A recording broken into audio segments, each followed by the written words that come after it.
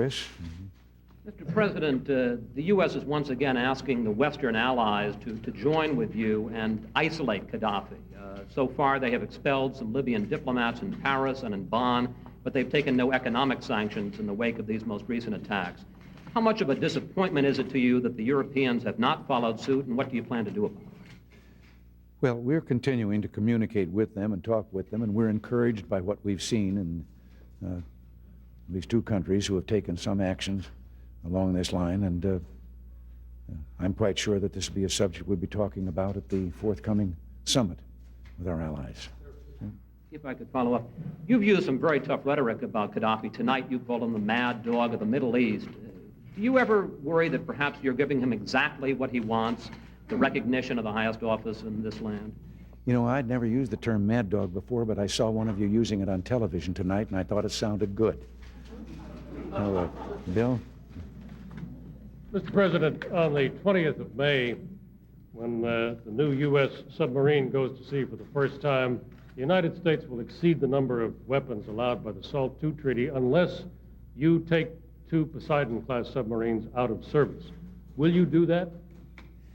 Bill, I am waiting right now. We've touched upon this and discussing it, and I'm waiting for further reports on the actual violations of the Soviet. I know that I set a policy some time ago that we would continue to observe the restraints of the SALT II treaty, but in keeping with whether the other signatory to the treaty did so also.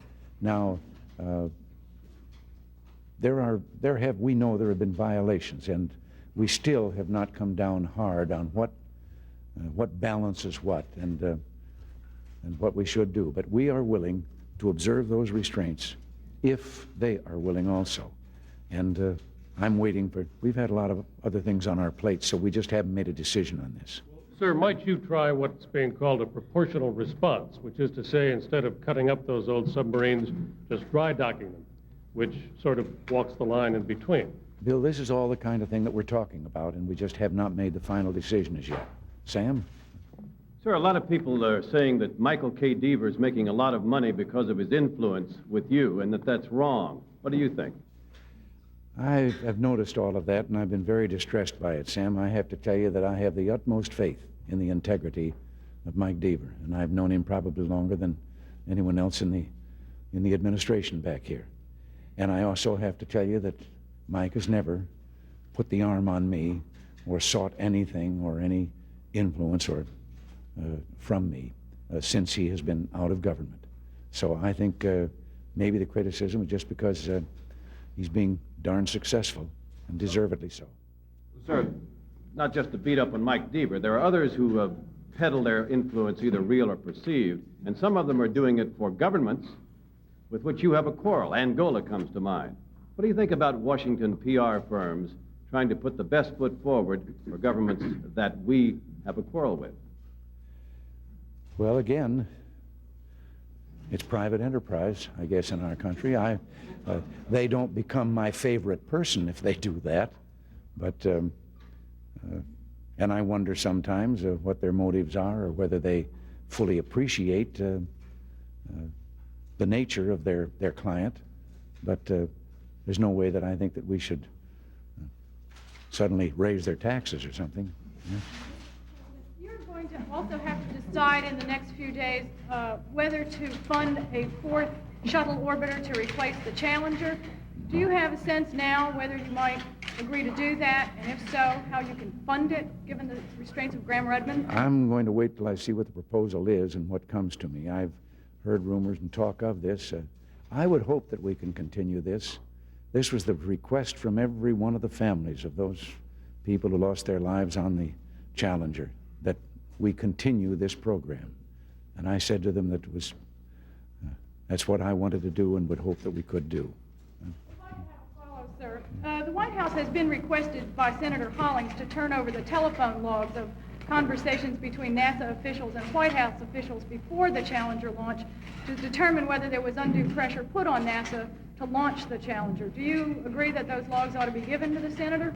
I don't know. I'll look into that, but I can tell you this, that all of this attempt to focus on it, that somehow they were pressured to go off, beginning with myself, no such thing has ever taken place. We don't know enough about that kind of thing to know whether we should advise them to take off or not.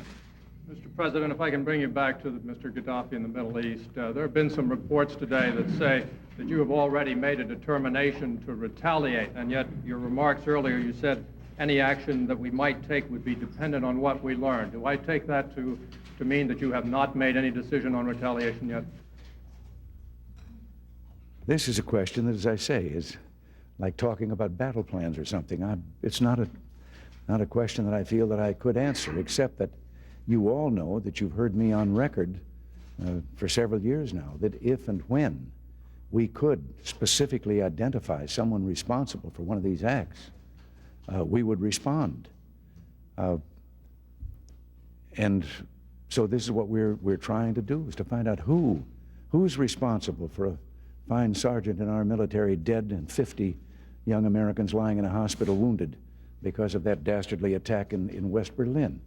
And if there's identification enough to respond, then I think we respond. And I've said that over and over again.